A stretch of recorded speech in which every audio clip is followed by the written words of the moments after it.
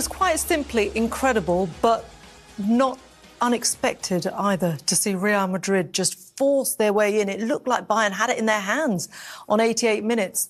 And there we saw how momentum completely shifted. I'll tell you what was unexpected. Harry Kane going off the pitch. I mean, that's one of the biggest subs I've ever seen in a game of football, of that magnitude. To take off a guy that scored 44 goals, who is the most durable player pretty much anywhere, and you bring on another striker in Choupo-Moting. Maybe you wanted hide for corners, I don't know. You cannot take him off. There's 5 minutes left in the game, there's 10 minutes in extra time, potentially. 15 minutes, I said to Scholes straight away, they're going to score. And then what? You know, I mean, that's one of the biggest calls. I love Thomas Tuchel. I don't know why they made that call. Kim came on 10 minutes before that, and they were quite comfy, Bayern. They went from a back four to a back three. All those things, but Bayern had it in their hands, and they let it go. The mistake from Neuer obviously was a big part, but the subs, everybody's going to be talking about the subs. You cannot take Harry Kane off. Yeah, exactly. Let's talk through that timeline, just for the viewers at home. 76 minutes, Kim comes on for Leroy Sané, and as you say, they change shape, they go to a back three. 4 minutes later, Joselu comes on. No one fancies him to be the match winner, but he's on nonetheless. 4 minutes later, Musiala and Kane, your most creative players, on the 85th minute, they're both taken off. On the 88th minute, this is what happens.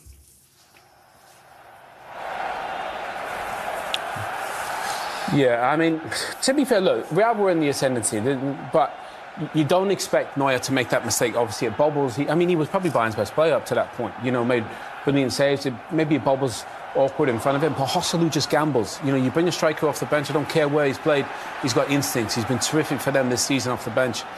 But as a team, you gotta think this could happen. They could score, they could get back into the game, and then it's 1-1, and then you got to get to extra time. So taking Harry Kane out, I just don't see it. You know, but obviously, and from that moment on, good luck trying to get the momentum back. Scholes has been on the other side when they've won a Champions League with a couple of late subs. I don't think you can get it back, can you, Scholes? No, so you always think once you get one, you're going to get two, and Real Madrid are like that. The history tells you that. I also think the thing with Harry Kane, he didn't look tired. No. He was still an outlet, and Bayern were getting chances on the counter-attack, and he's brilliant at that. As we saw with Alphonso Davies' goal, his pass out to him was brilliant. The biggest one for me was Kim. After last week, he's had a lot of stick this last week. And I think the last place he wanted to be tonight was on that football pitch. He'd have almost been sitting back in his chair.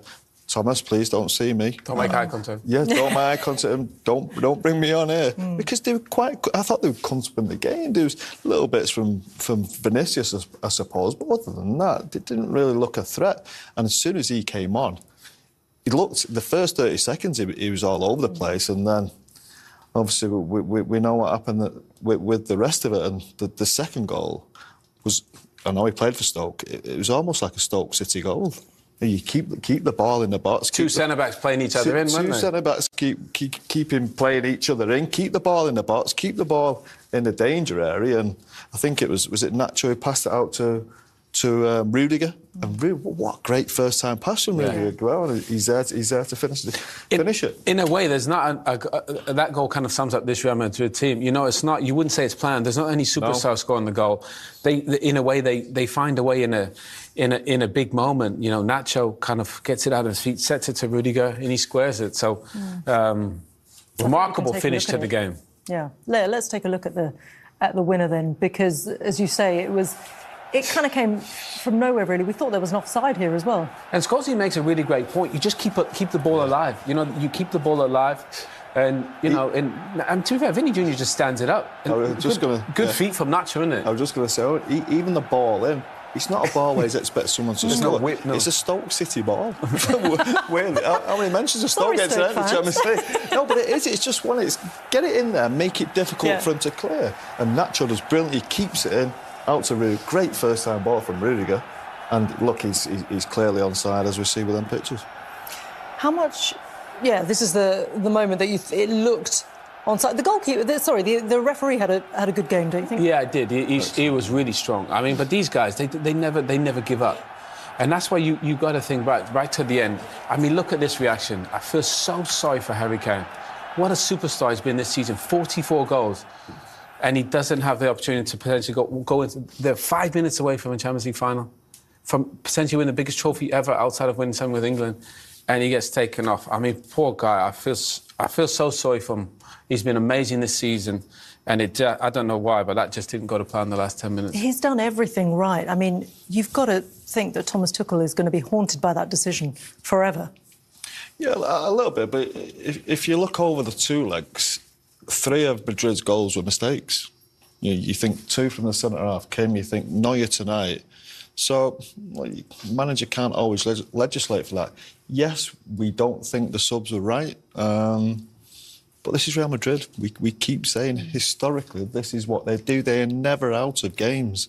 They've done it right through the existence of their club. They've done it right through this competition. They've not been great all the way through. And I don't think it's a team we'll look back on and say, what an amazing Real Madrid team. The ones we've seen, like the Figos and Ronaldos, it's not a brilliant team, but it's got that history behind them, and they find a way to do it. They always find a way. Dortmund did that yesterday, didn't they? You know, they dug in and they fought and they defended really well, and then they hit you on the counter. Real are just like a much better way better version of that, and they can defend. Goalkeeper makes saves, and then they got players at the top of the pitch that can go and win you the game. And to be fair, when Joselu's getting 2, you know, they're probably going to be hard to beat. To be fair, Real Madrid, they look short of a centre forward. They had Vinicius. I thought Rodrigo was pretty quiet tonight, but they look short of a centre forward, and all of a sudden they bring a centre forward on with a little bit of presence, and they go and score 2 goals. Yeah, and they go and do it in glorious fashion as well. But you talk about the forwards. I mean, Vinicius Junior is a big star. Last night, for example, we were waiting for the big Kylian Mbappe moment. It didn't happen. Vinicius Junior